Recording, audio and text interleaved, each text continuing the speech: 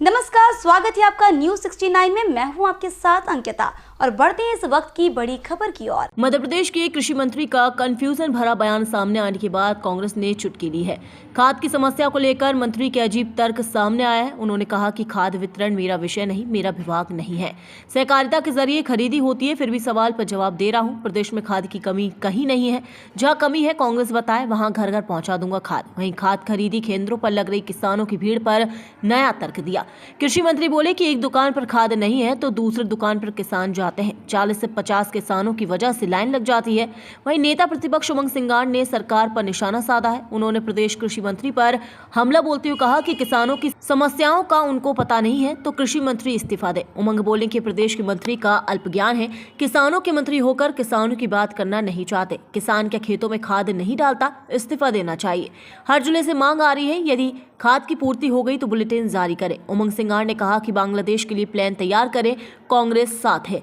बांग्लादेश प्रदर्शन को लेकर बोले कि सरस्वती शिशु मंदिरों में अखंड भारत का नक्शा है। आरएसएस और बीजेपी बांग्लादेश को अपना हिस्सा मानती है तो यहाँ प्रदर्शन करने से क्या होगा। चलो बांग्लादेश चलते हैं। मोदी बांग्लादेश के लिए प्लान तैयार करें, कांग्रेस साथ है। देखिए, सरकार का 1 साल 13 तारीख को पूरा होने वाला है, लेकिन भारतीय जनता पार्टी की सरकार बात तो करती है युवाओं की, किसानों की, महिलाओं की, लेकिन जो उससे घोषणा पत्र में थे वादे, वो सरकार 1 साल में पूरे नहीं कर पाई। आज किसान एमएसपी को लेकर परेशान है। इन्होंने ही बात करी थी गेहूं खरीदी की, इन्होंने ही बात करी थी धान खरीदी की। महिलाओं को 3,000 का इन्होंने सपने दिखाया था, लेकिन वो सपने आज भी अधूरे। युवाओं की नौकरी की बात करी थी, 2 लाख लोगों की नौकरी की, आज भी वो नहीं है। तो मैं समझता हूं कि भारतीय जनता पार्टी अपने वादों पर 1 साल में जनता के भरोसे खरी नहीं उतर पाई। तो ये आत्ममंथन का दौर है और शुरुआत विजयपुर से हो चुकी है भारतीय जनता पार्टी की उल्टी गिनती की। और मुख्यमंत्री जी इस प्रकार से मौन रहते हैं, मोहन यादव है, तो मैं समझता हूं कि प्रदेश की जनता ने कहीं ना कहीं उनको नकारने के लिए तैयार बैठी है। देखिए, खींचतान आपको कल दिखी, लेकिन जिस दिन मुख्यमंत्री मोहन यादव बने उसी दिन से उठापटक चालू हो गई थी। जो मुख्यमंत्री के दावेदार थे वो सब कहीं ना कहीं असंतुष्ट है। और मोहन यादव जी इस प्रकार से उज्जैन के अंदर पैसा ले जा रहे हैं, प्रदेश की जनता की बात करना नहीं चाहते। कैलाश जी परेशान है कि उनका मास्टर प्लान नहीं हो पा रहा। इंदौर की जनता परेशान है कि मास्टर प्लान उनका अभी तक स्वीकृत नहीं हो। तो ये तो इंदौर की जनता के साथ भी एक खिलवाड़ है कि इंदौर को एक दिल्ली का प्रदूषण सरी का शहर बनाने में लगे।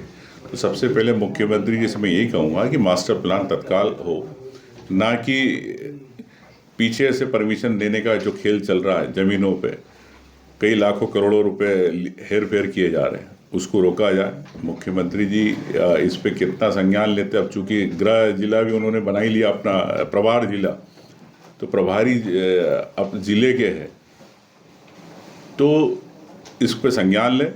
और कैलाश जी मेरे ख्याल से काफ़ी समय के बाद कैबिनेट में गए हैं, तो मैं समझता हूँ कि कैलाश जी ने अपना दुख व्यक्त किया है, लेकिन मुझे नहीं लगता कैलाश विजयवर्गीय के मोहन यादव। देखिए, मैं इतना कहना चाहता हूं कि प्रदर्शन देश में क्यों, बांग्लादेश की लड़ाई है और इंदिरा गांधी जी ने पाकिस्तान से हटके एक बांग्लादेश बनाया था। उसमें भारत की भूमिका थी, एक कूटनीतिक थी जो हमें आज पता। लेकिन आरएसएस अपने नक्शे में शिशु मंदिर के अंदर आज भी अखंड भारत दिखाती है। तो अखंड भारत की क्या आरएसएस को चिंता नहीं है? क्या बांग्लादेश को जब आप अपना हिस्सा मानते हो तो बांग्लादेश के अंदर अल्पसंख्यक हिंदुओं पे इस प्रकार से आक्रमण हो रहे, तो भारतीय जनता पार्टी हिंदुओं की बात करने वाली है, आरएसएस हिंदुओं की बात करने वाले, क्यों मोदी चुप है? क्या कारण है? क्या कोई साथ नहीं दे रहा? पूरी कांग्रेस पार्टी साथ है। चलिए, कब चलना आपको प्लेन से? हम लोग चलने को तैयार है। चलिए, कब आपको बांग्लादेश को कूच करना। लेकिन मुझे नहीं लगता सिर्फ हिंदुओं को के नाम पर राजनीति करने वाली भारतीय जनता पार्टी बांग्लादेश के अंदर कुछ नहीं करेगी। इस खबर पर आपकी क्या है राय? हमें कमेंट सेक्शन में जरूर बताएं। तब तक के लिए धन्यवाद।